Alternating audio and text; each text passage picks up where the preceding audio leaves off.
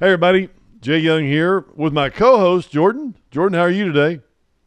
Ah, just peachy keen. Peachy King, great. Hey, I'll tell you what, it's going to be we got some great things to talk about today. But unfortunately, what I want to do is to start off with the Texas Hill Country and what's going on down there. It's tragedy. Laura Black, our marketing director, just got back from there. Actually, and said it was worse than she had imagined. It was worse than Interesting. yeah, worse than what she saw on TV.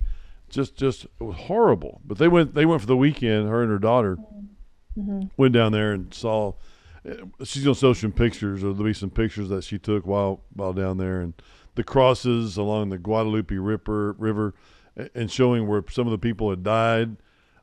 What's the Yeah. update on that? Have you heard anything today? I haven't. I've been busy. I haven't heard anything in the last 3 to 4 hours. Have you heard anything? I What's been haven't going? heard too many more updates other than the fact that Texas Hill Country, like you said, there's over 100 confirmed dead and over 100 that are still missing, 100 people still missing. Wow. So I just, again, our hearts, resources, if you need a place to stay, if you need anything, like reach out to us so that we can connect you with the right resources so that we can help you as much as we can. It's just devastating. I One of my close friends here at my recent job at Sages Diagnostics, she was talking to me about how she's had a few friends that have tragically passed like through this whole endeavor, and it's just one of those things that feels so surreal. Mm-hmm. I personally don't have any family or friends that are really like involved in any of this, but what she shared and it's just the impact of it is horrible, and I couldn't imagine. Yeah. And she was even talking about how like she's sending her kids off to camp because it's time for them to go to camp, you know. But I mean, it's in a similar area in Austin, and she was like, I'm really nervous because, Mm-hmm. there's still a lot of raining that was happening, and having to drop them off, and I'm just I'm just nervous, and I was like, rightfully so, because I Right. like everything that's just happened. It's Yeah. crazy. Matter of fact, Laura did a lot of due diligence. There's links that we have that if you want to join me and the show donating money, hit a link right there. That money goes directly to families that need, or businesses. I mean, businesses, restaurants that had, frozen food, and all of a sudden the electricity went out, and they're it's washed out, and they don't have money. People live paycheck to paycheck. So if you need a good link there, that's where you get the link right there. So but yeah, there is a lot of people that have been affected, and there's a lot of people that don't have homes, and I don't know where the 100 people. I know that people said, I guess I'm going down to Hill Country in my camper, and they don't hear from them again. Is that the kind of people that? Yeah, I mean, some like there was a story that I had just heard about of a daughter who had gone off to camp, and her family normally camps out and Mm-hmm. then picks her up. And unfortunately, her family passed, but she made it. So Wow. it's just tragic. I mean, a lot of, summertime, you think summer camps, you think, fun in the sun, and unfortunately, this just it took a turn for the worst. But our like trying to stay positive and find as many people as the first responders can. Mm-hmm. And I saw a picture the other day across my Instagram feed, and it was talking about how much of a burden this, like the task of finding people is. Yeah. It was a picture of a truck basically fully submerged on its side. Wow. How like getting that even like out of the ground to identify a person or people in that, it's just such an overwhelming. Water is ruthless, as we Mm-hmm. know, as we've seen through hurricanes. One of the things that this actually reminds me of, a coworker of mine and I were talking about this, but it kind of reminds me of when Katrina hit and the levees broke, and just the overwhelming amount of water and damage that had. Yeah. there are a lot of parallels I feel in this scenario. So it's just devastating. There's really no other word for it. Yeah, that's true. Because like a dam broke. It's like a dam broke and you're behind the dam and all of a sudden, you're washed away. You're not ready for it. You don't prepare. You're not ready, and you're not knowing what's I going mean, on. how could happening. you? How Yeah, could you prepare for that? exactly. That's not something that's, Yeah, you can prepare for a fire, right? You have your go bag, you have, your escape plan, but even that is, but when water just comes rushing in, that's a whole nother ball game. yeah, yeah. True, very true. Man, we pray for them, and hopefully that they'll the aftermath too of the Camp Mystics and the camps down there is going to be devastating for them in the future as well. Because I know that, man, I went to summer camp. My parents loved sending me to summer camp. I guess they got rid of me for a while, but Right. they also, yeah, but they I loved it, and I was an Eagle Scout, Boy Scout, whatever, and I loved it, and I spent a lot of time up in Oklahoma during that time because Boy Scout camps. I learned a lot. I got my Eagle Scout badge. I got all my badges. I got all my swim stuff. I mean, I got a lot of stuff, and it was all because of summer camps. And that's why you don't want to keep your kids from going. But I don't know how many years it's been since they've had floods down there, but it's been a long time. So hopefully we won't quit sending our kids to summer camps because of things, like that.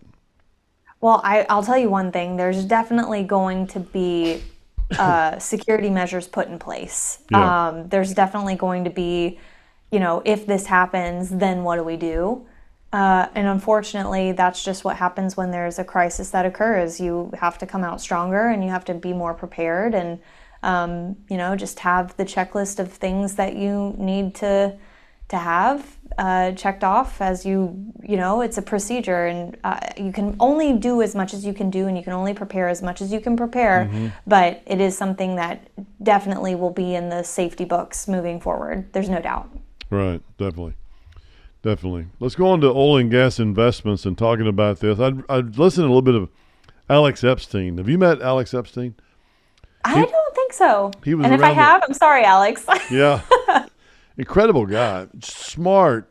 Wanted to be a philosopher when he was like 14 or 15 years old. And that's probably the last thing that I know I couldn't spell philosopher when I was 14 or 15, but I sure didn't decide I wanted to be one when I was that age. But, and he grew up Chevy Chase, Maryland, went to Duke. The last thing that he thought of was oil and gas and being a philosopher, but he talks about the growing oil and gas demand, and I really listen. He's a really smart guy, and he's around some of the heart conferences. That's why I asked if you. That's where Jordan and I met. And I was Oh wondering gosh, if I you'd probably met. did meet him. I probably did. But you remember, Jay? I mean, there's like how many people in lineups that I'm like introducing or talking to, and Yeah. 14 live events a year. There's a Oh lot. yeah. Oh, you are. And Jordan, What of did course, you is the try? most Sorry, popular. Alex. She's the most popular, so therefore she gets a lot of people thrown her way.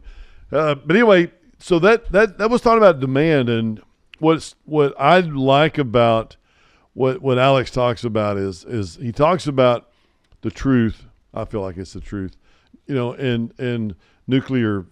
Nuclear, it's not going to be around for a long time. You're going to have a lot of demand. The demand for oil and gas is not going to go away anytime soon. There's going to have to be a lot of people invest a lot of money to keep up with our demand here in the United States. Here's a one. OPEC says the world needs 18.2 trillion in oil and gas investments by 2050 to keep up with a growing energy demand, as oil is expected to rise from 104 million barrels a day to 123. So if we need 123 million barrels a day in the future, that's the world. The world needs 123 million barrels a day. That's a lot of oil. And with shale, SHALE, when shale is produced, it declines over time rapidly. When I say over time, 40 to 70% the first year. So when you bring a well on, it declines 40 to 70% the first year. You got to replace those barrels. You're spending a lot of money, but you got to replace those barrels immediately, and if not, our supply goes down, and if you're looking at the demand for oil and gas, continuing to go up, we're gonna need a lot of oil coming from somewhere. Let's talk. Yeah, well, let's talk a little bit more about why there's this increase in demand. What do you think is causing the bulk of that increase? Population growth. I think the population's number one. Number two is we're not finding alternatives. Well, I think what was it like 2-3% of worried about with the demand, our supply chain and, EV markets or all these other things that were supposed to take over for oil. They're barely a dent, so we don't have anything that's taking the place of oil anytime soon, and we're not going to have it. So therefore, you do have a demand for oil and gas increasing, not only around in the United States but also around the world. And what I mean by that is, you have countries that started off with bicycles. They went to mopeds, motorcycles, Right. cars, trucks. And all of a sudden, you got to feed these people. You need more trucks. Then they go to airplanes. It's like these third world countries increase the demand, increase their, and they can't do it anywhere else. Rockefeller secured that, back in the day with Standard Oil. That was a monopoly, obviously, but thinking about demand for oil, it is so cheap that you can, put it around the world, and it's such a needed commodity and it's the easiest. All the alternatives are out. They're not going to replace anything anytime soon because you need, bigger. It's like on Landman, Billy Bob Thornton, which is a great series. He coming back out this year, but the second season. But he talks about the wind. Wind is used to power windmills, which or not windmills. The windmills are powered to supply pumping units with enough electricity to generate their pumping units, which is not true. But he does say in there that it takes so much oil to lubricate and build the stands necessary and all the different things going on with windmills that, even if you had replaced those windmills with electricity or with oil and gas, it would take so much more time to get the infrastructure in place, like 30 years to get the infrastructure in place, which we don't, that's a long time. And Well, yeah, that's a good point because that was one of the things I was going to ask is, when we're looking at the alternative energy resources, right? Generation opportunities, how much oil and gas is needed to create the machinery and those alternative means of generating like power, tires, right? like tire. Tesla tires. We still need oil and gas to put the tires together. Dan Stamen, who I think we've had on the show before. If not, we need to have him on again.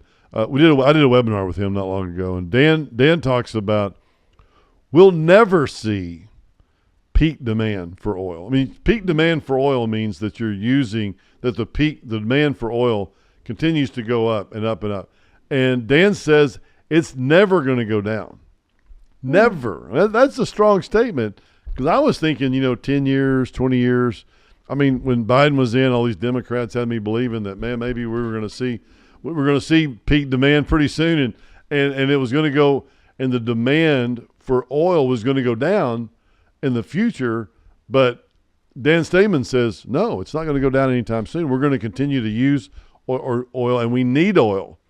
In the United States, we continue to increase our demand. Just Google it, Chat GPT it, or Perplexity. Your demand for oil continues to go up, and it will continue to go up for a long period of time because we just need more of it, and we're not going to go away anytime soon. Our replacements aren't there, and and around the world too. That's a big increase. They're saying, in a few 20 years, we're going to increase it like 1 to 2% a year, meaning that we need more oil than we ever have. So that's So where do you think that oil is going to be coming from in your opinion as an investor? yeah, it's a good question. We produce, we produce enough here in the United States. I mean, we produce 13 million barrels a day here in the United States. We need 20, okay?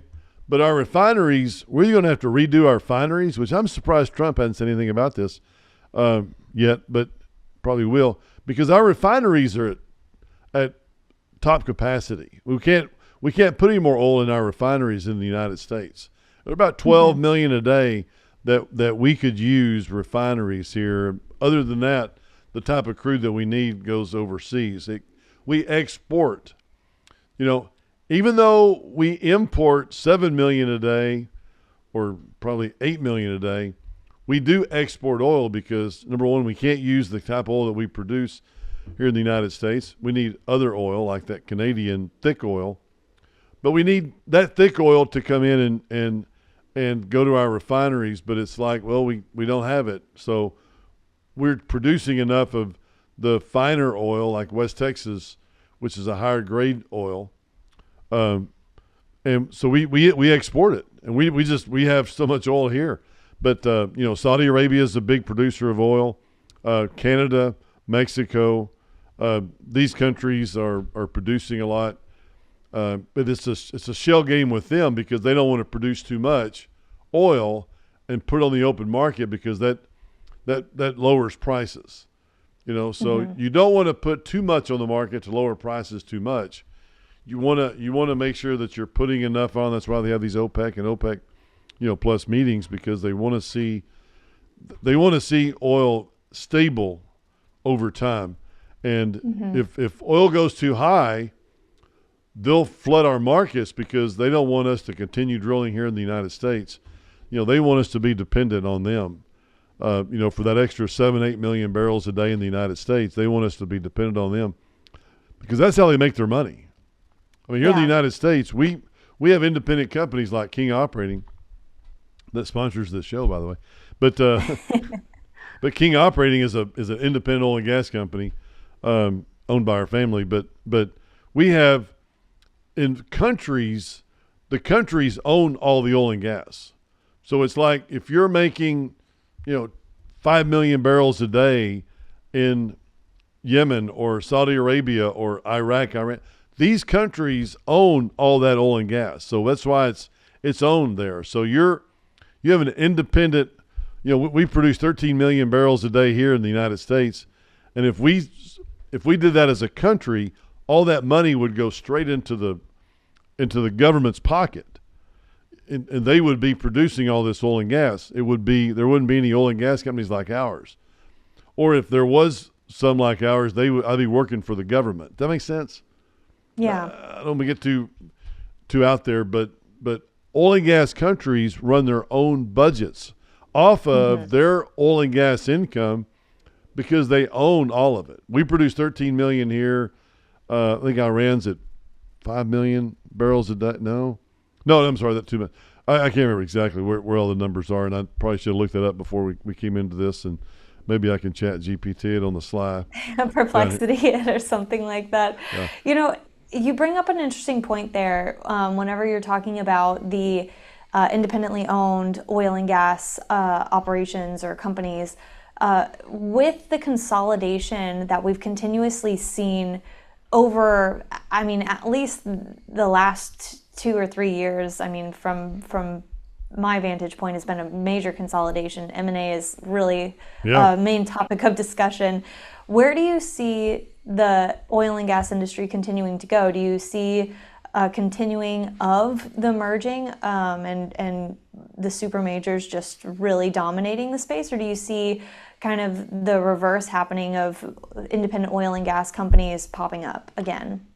That's a great question, and you've seen people like Endeavor or Diamondback and these bigger companies consolidating, or Exxon needing a pioneer or something big. They need big companies, and there's really no more independence. Maybe Mewbourne is like the last the last man standing.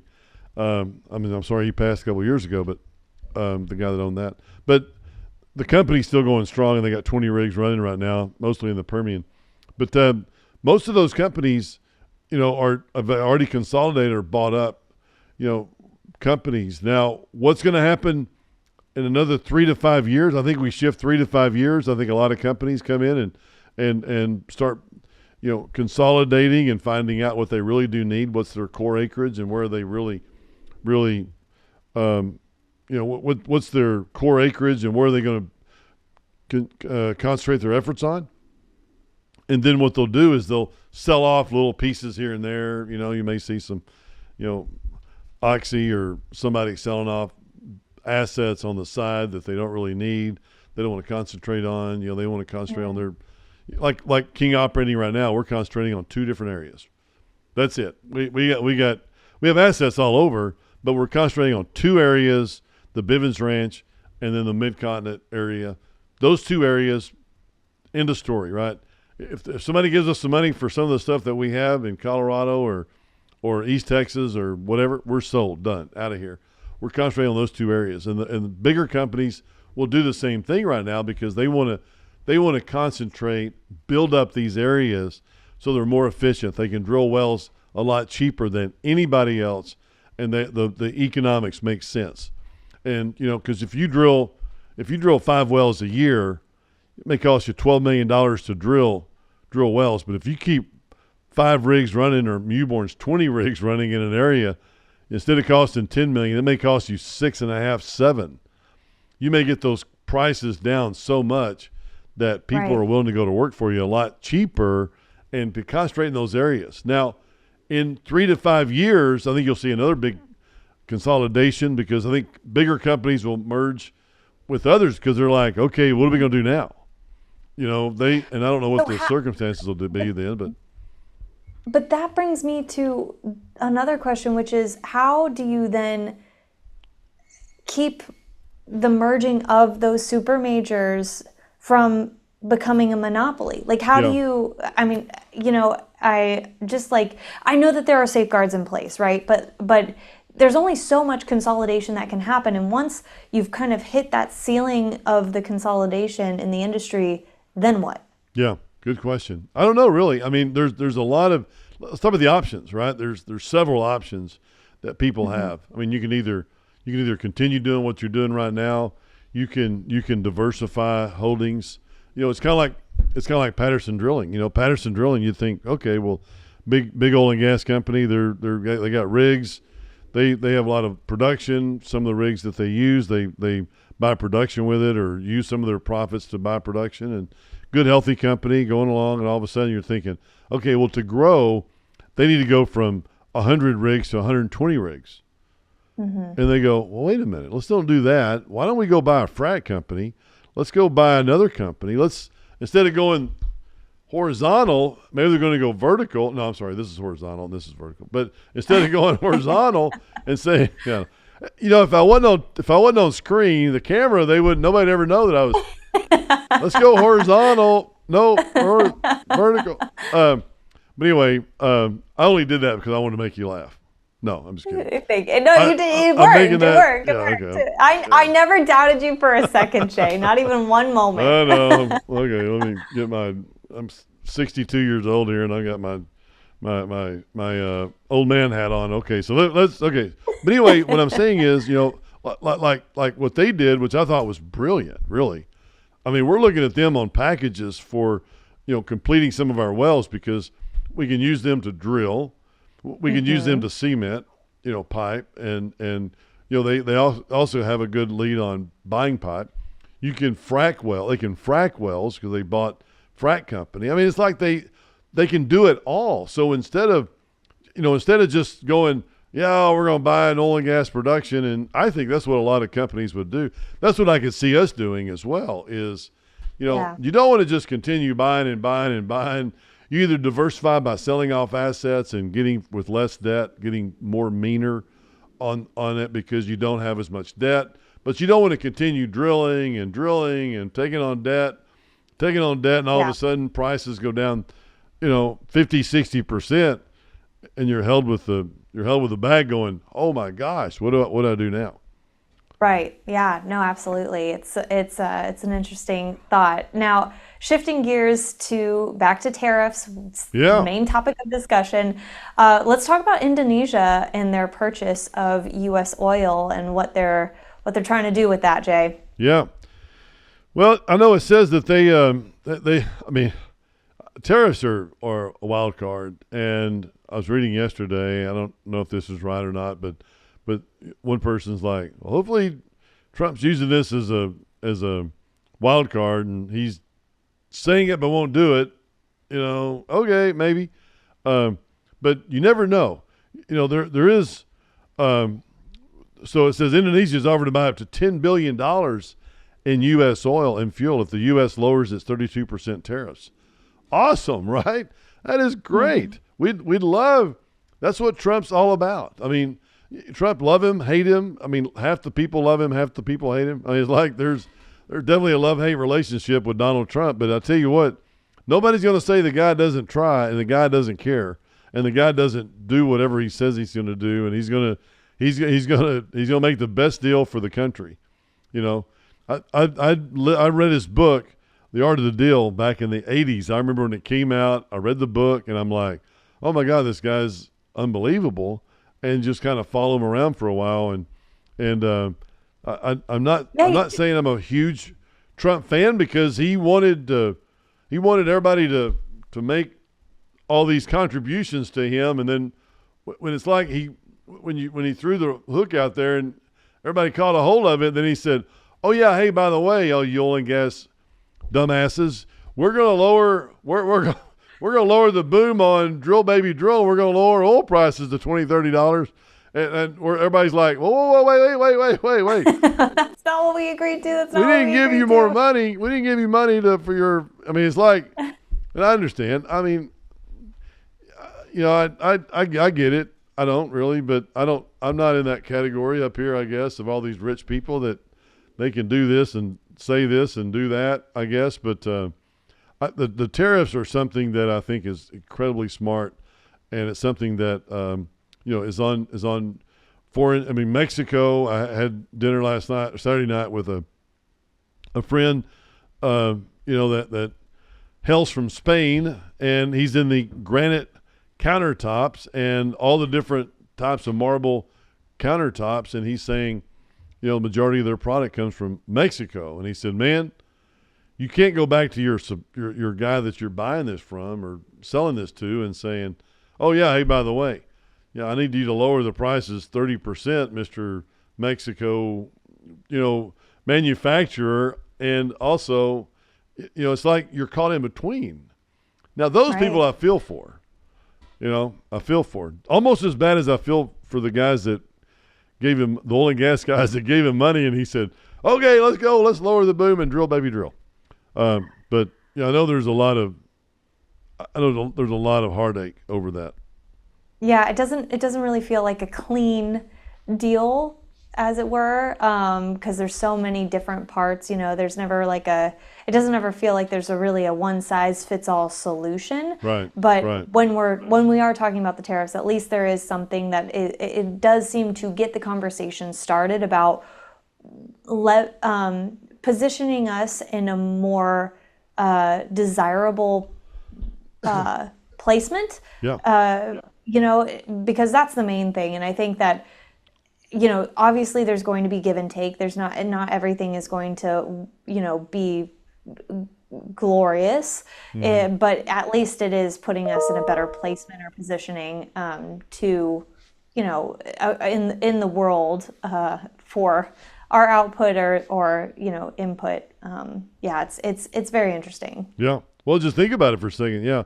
We tell Indonesia, hey, sorry, but we're gonna increase your tariffs, or we're gonna increase the price of every product that comes into the United States from Indonesia by 32%, which makes it very unattractive to buy a lot of these products. And so Indonesia says, wait a minute, what can I do? I need to do something on my side. It's not like the one-way deal where a lot of us have felt like that. A lot of the negotiations are one way, where one person gets their way and not the other. But then Indonesia says, okay, what can we do? So Trump says, let's buy $10 billion in U.S. oil. And now the talks are ongoing, and the U.S. has delayed the tariff hike, as both countries negotiate a possible trade deal.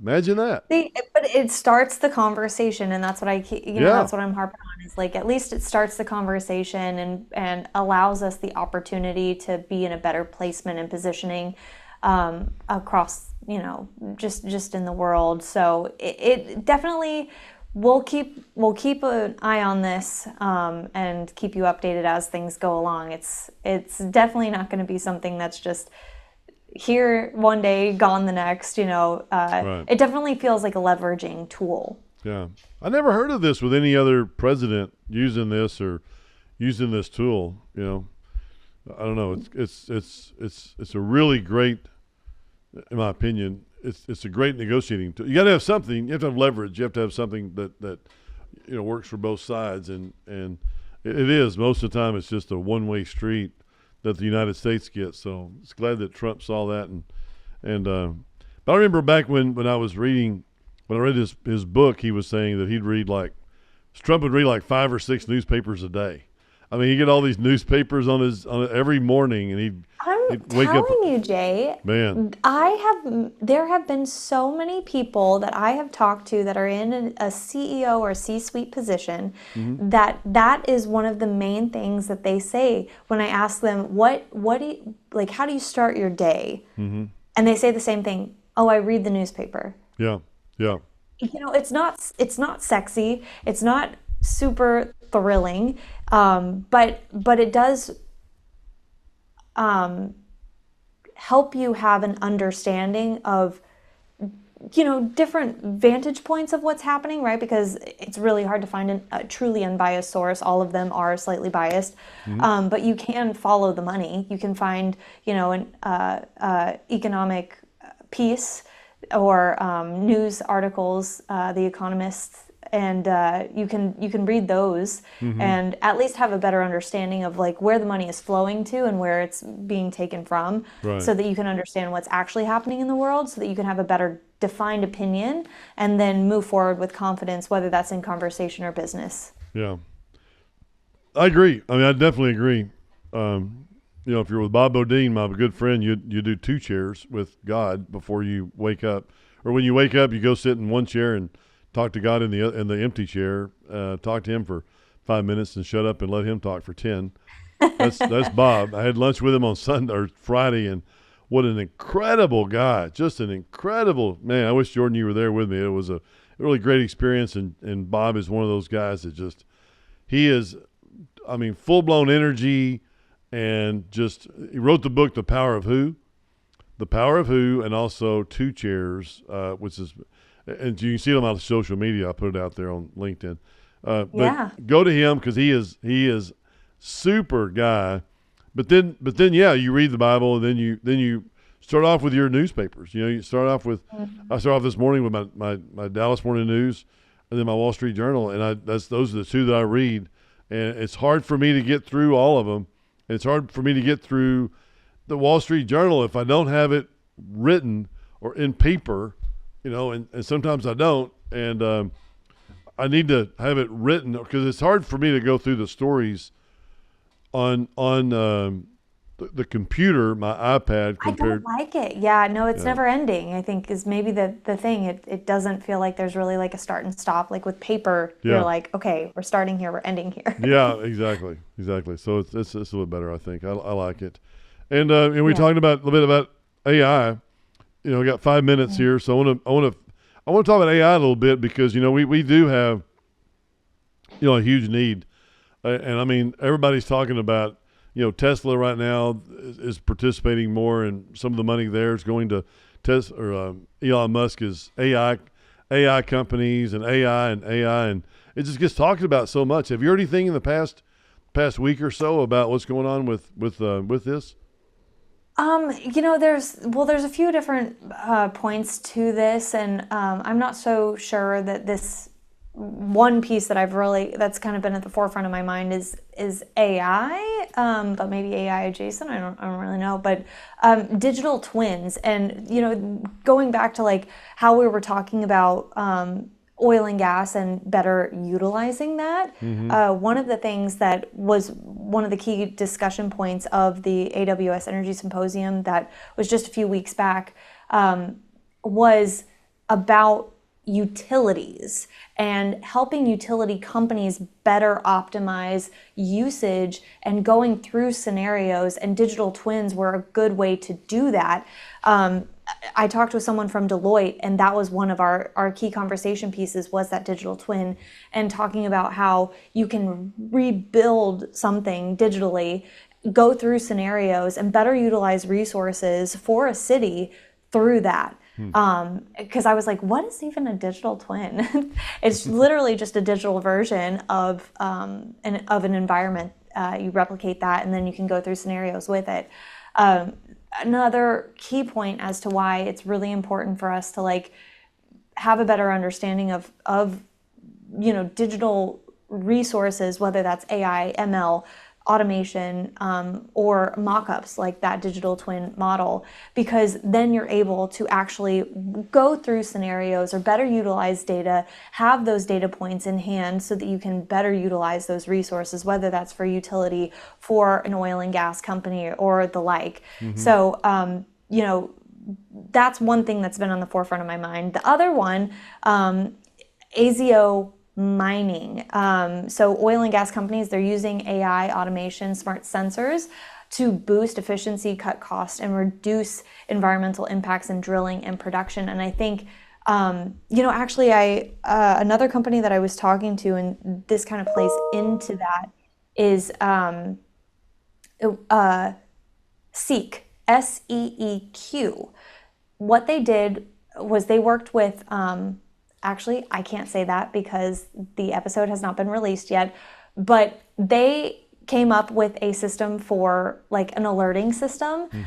You'll have to watch that interview. I'm so sorry to tease you like that, but you'll have to watch the interview. We like it though, man. We want to know. We want to be on our edge of our seats. I really didn't mean to. Just like, I think you saw my face as I was going through it. I was like, oops. But it's a really interesting story, and I think that you would really love to hear about it. So once it goes live, I will let you know. But they did they created an alerting system that helped with the optimization of assets, and that's really where we're getting to, right? In the oil and gas industry, it's like, okay, now we're growing up in this industry, and it's not about like. It's about managing things better and optimizing the production, the assets, and keeping everything in not just working order, but an optimized working order. Okay. If that makes sense. Yeah. So we shouldn't know anything about Seek or not? We should keep that? You should absolutely look them up. They're great. Okay. I just can't tell you exactly. I don't want to spill the beans on their story yet. So once it goes live with AWS, I'll be sure to let you know. All right. Good. Good. Okay. I want to make sure that I wasn't doing something I shouldn't be doing, but you can look up Seek, SEEQ, about AI, right? Something. Yeah. AI, so. It's a really, their story is very interesting. There's a few that really are exactly what we're talking about and have been talking about, whether that's through AI, ML, automation, optimization, digital twins with Deloitte. Like there's a lot of really key conversations that'll be really interesting to look into. Yeah. Yeah, it's still fascinating business, and it's just having the information at your fingertips when you have a lot of information, like we've talked about before. If we go by a field, we may have 100 boxes of information that you'd have to go. And if you're a geologist and you go, hey, well, let's try to look for this well over here in this field and see what's around it, then you'd have to go to all these different boxes and pull out all this, data. Or you'd have two guys or four guys, teams, that would do all this information. And if you have enough money and if you're comfortable, you put all the data inside the computer in this AI cloud, I guess that's where you put it, AI cloud, and then all of a sudden it's like, hey, then you just ask it questions, like Siri. I mean, hey, here, tell me the formation tops of the best wells, the best 10 wells that we have in our field. And they're like, whoa, okay, so bang, bang, bang. Tell me the best perforations needed, or where were the perforations, and how many shots per foot, or how deep was it, or how much did we perforate in those formations, or how much was the biggest perforations, or whatever the case. I mean, I can sit here all day long. There's like 100 different things, 100 different things when drilling a well. This is not Jed Clampett. We're not like Beverly Hillbillies when you shoot a shotgun. I don't know if you ever saw that or not, Jordan, but you shoot a shotgun in the deal you're hunting, and you shoot something, all of a sudden bubbling crude comes out. And so Jed Clampett and his family moved to Beverly Hills, but that is not what happens on oil and gas, and especially today, in today's world, it's so technical, and there's so many different things that go along with fracking a well, and just fracking a well, or drilling and completing a well, or running pipe. There's so many different things, and I don't think people realize that how much there really is to drilling and completing a well. I mean, it takes a small city. I mean, it literally takes a lot of people, absolutely, to do that. And as we continue forward in this industry and go into, like we had talked about previously, this next era, it's about better data management. And what are you doing with your data lake? How is it working for you, and how can you optimize that even further to make smarter data-driven decisions that help optimize your assets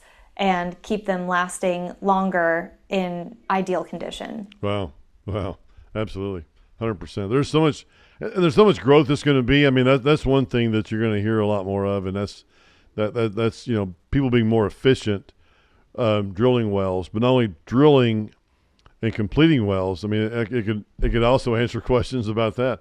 Hey, what's the best rig price at today's rate? What was the best rig we used to drill those wells? Or I mean, there's so many different things that you can use, on AI for drilling and completing oil and gas wells, that it's going to be, something in the future. I mean, we're still talking to Todd Garner. He's got his company that he's getting off the ground, and talking about to different companies about what's going to happen with what you can do. What are the benefits of using AI in the future of drilling, completing, and producing wells efficiently and the best.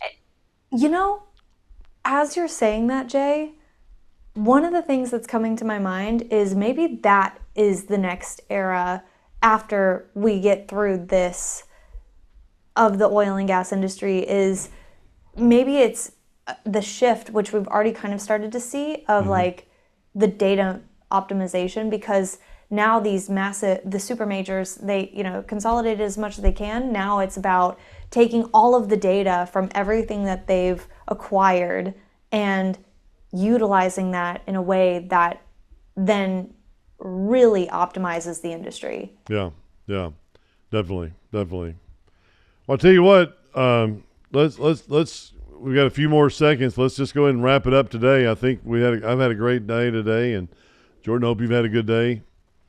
I've had a fantastic day, Jay. I think that this was a lovely conversation. I appreciate you having me on board as always. Hey, absolutely. Well, you're the charm. You're the That's you. You come with the knowledge. Yeah. Well, that's what happens when you get old.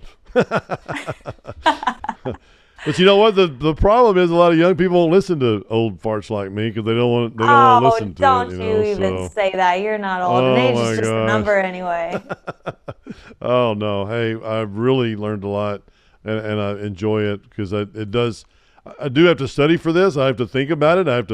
It's something that I prepare for, and I love doing it with you, Jordan. It's great, and I appreciate you, and look forward to getting together again next week and learning more about what's going on. And man, let's have a great one next time. Absolutely. All right. Well, hey everybody, follow us and call us and tell us, or send a message to us. Below. Yeah, below, and tell us what you want to hear. If there's anything in particular you want to hear, if you want to be on the show, or if there's something that we can we can help you with, we'd love to help you. So everybody, thank you very much for coming on board today. We appreciate that, and we'll see you again here really soon. Thanks a lot. Have a great week.